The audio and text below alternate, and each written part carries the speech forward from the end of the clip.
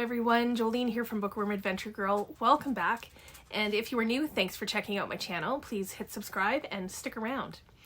Today I am going to be doing a book pairing. This is something that I started doing last year, and I've had a lot of fun with them, just, trying to figure out which books would pair well together, that would be a good reading experience together. So I will leave a link to the pairings playlist below and you can check that out. Today I am going to be talking about two memoirs. Both of them have things I love in a story. They are about ordinary people who do extraordinary things. They are both about people who enjoy nature. They have a love for nature and adventure. They also they're both survival stories about overcoming trauma. And I am going to start with a recent memoir that I've already talked about it a number of times, but I'm going to share maybe a bit more information than I have in other videos.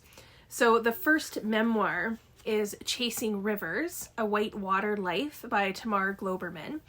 I've talked about this a few times for the Reading Across Canada challenge.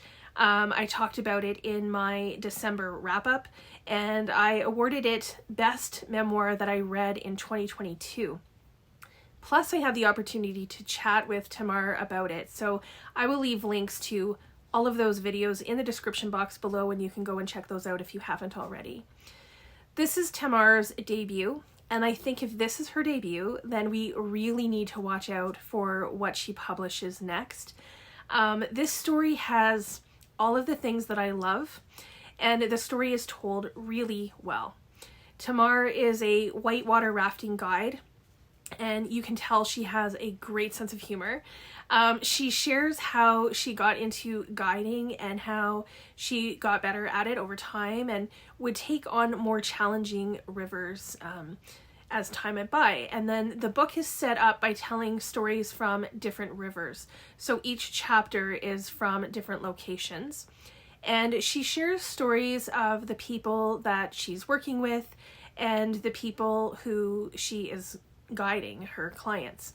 So you can tell that Tamar loves the rivers, she loves nature, and she has a deep respect for nature. And she does not pretend that what she does is not dangerous and challenging.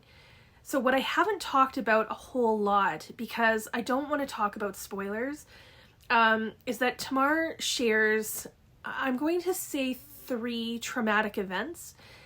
These events happen on the rivers and off the rivers. So early on in the book, there is foreshadowing that something is going to happen on the river. So you were kind of, maybe not prepared for it, but you're anticipating that something's going to happen. The other 2 I was not expecting, which also means that I wasn't expecting the healing that would need to take place in order for Tamar to continue to move forward and do what she does. So as I was reading, I was so aware of the rivers being a source of life and excitement and enjoyment for her, but the rivers are also dangerous, and she kept being pulled back to the rivers. And I always find that theme of nature being both destructive and life-giving a very interesting one. And I would say that that is in this memoir, at least implicitly. One other thing that I want to mention about the themes is how Tamar shares her experience of mental health and mental illness. So in part of Tamar's story, she shares some of her physical health and healing, and I am so grateful that she also includes her mental health and that journey. So it's a topic that, people are talking more about, which is great, and I think it's good because when someone experiences trauma, especially like Tamar has, I think, we would be foolish to think that it doesn't have an effect on us, that it doesn't impact our mind. And we have an easier time accepting the physical traumas, I think, because our bodies heal and we see improvement or not, but we don't see what is in people's minds. And I think Tamar shares her experience in a well-balanced and honest way. Some of the things that I loved most about this book are the structure and how in the end, when Tamar shares a bit about what she's doing now, it is evident that the stories she shares and the people that she tells us about, still have an impact on her, but she is using that for the good. And I already mentioned the relationship to nature, and I am a sucker for a survival story about, strong people who overcome really difficult situations. Tamar is definitely a strong woman, and I'm so glad that she chose to share this story. I think it's one that will stay with me for a very long time. So next up is a book, unlike Chasing Rivers, which I read last month, less than a month ago maybe, and it's all very fresh. This one I read based on where I was living when I read it. I'm going to say it was probably 12 or 13 years ago now. So I don't remember all of the details, but I do remember the story and how I felt reading the book. Also, Tamar's story is probably not as well known as this next person, as you may have heard of this author, even if you haven't read the book. So the next memoir is Between a Rock and a Hard Place by Aron Ralston. A movie was also made about Aron Ralston's story called 127 Hours, and that starred James Franco, I think. I remember following some of Aron Ralston's story on the news. His survival story made headlines like everywhere, and I read his book as soon as I could get my hands on it. And then the movie came out, I would say maybe a year or so later after I read the book. And like Tamar, Aron loves the outdoors. He loves adventures, and his survival story starts like any other day when he decided to do, something that he had done hundreds of times before. He went into the canyons in Utah on a very beautiful day, and while he was in one of the slot canyons, a boulder moved or fell and pinned Aron's arm between the boulder and the wall of the canyon. So Aron was there for 6 days. When his water supply ran out, he drank his own urine, and as his hopes of rescue faded, he began making videos to his family on his phone. After 6 days, can you imagine? Aron cut off his own arm using a very dull blade and still had to hike out to get help. So this story is really incredible. It always amazes me what people are able to do to survive. Much of the story we all knew just by watching the news.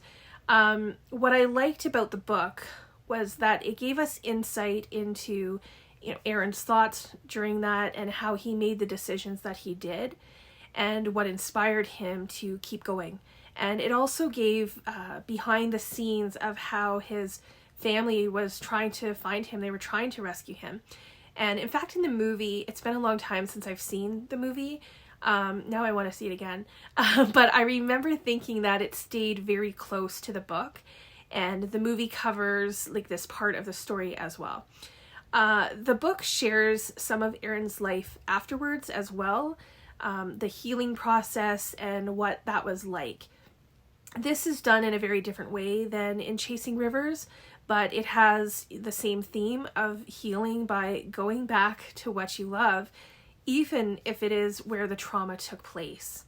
So for Aron, that meant going back and retrieving his arm, and he continues to climb to this day. So like Tamar's book, where there are scenes that will, stick with me, there are scenes from this book that have always stayed with me, even after, more than a decade of reading it. Like even now, like just talking about it, I'm realizing I remember more about it than I thought I did. In fact, I looked back on Goodreads, and I was surprised that I had only given this 4 stars. I don't know why I only gave it 4, but I might need to rethink that, since it is a book that I have, thought about many, many times. Some of the scenes that I still think of are Aron describing the birds flying overhead and how that was a symbol of death. And I remember some funny parts. Like, yes, it might seem strange that there's funny parts, but like Tamar, Aron Ralston has a sense of humor. And there's a scene or a part of the end of the book when his sister and him, he's back home, and they go to give each other high fives, and that still makes me chuckle when I think of how he describes it. And of course, I remember some of the more, harrowing descriptions of his time in the canyon. So when I think of both of these stories, I think of, regular people doing what they love, what they have a passion for, who have had to overcome things that we can only imagine.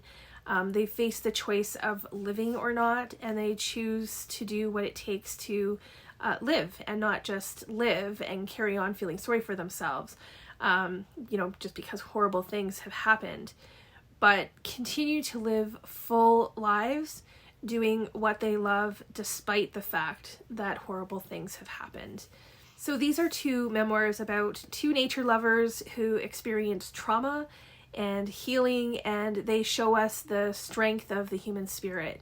I highly recommend both of these if you like adventure, nature, memoirs, and survival stories. Please let me know if you have read these, or if there are other memoirs that you have read that maybe are similar that you would like to recommend. What survival stories would you pair together? I look forward to chatting with you in the comments. Thank you again for watching. I hope you enjoy the rest of your day, and don't forget to make every day an adventure.